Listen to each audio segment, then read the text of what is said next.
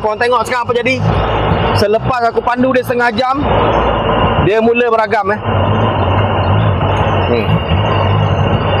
Nampak tu?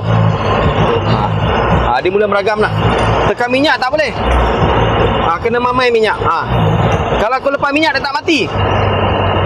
Idle still ada, tapi bila kau tekan minyak dia tak nak pergi. Dia jadi macam tu. Dia dua.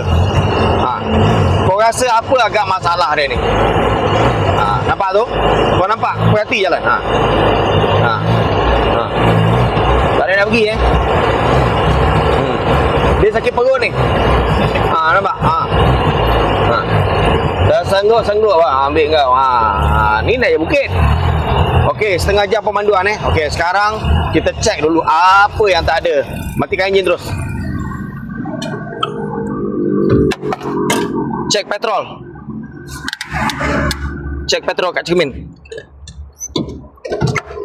Cek petrol dekat cermin. Enjin panas ni, panas. Cek petrol ada.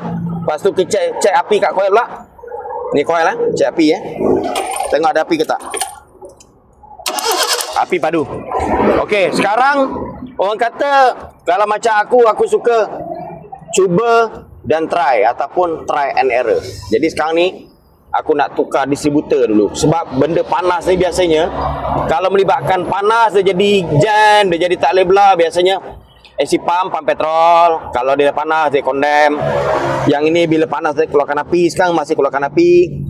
Minyak ada, bermakna aku syak benda ni yang problem.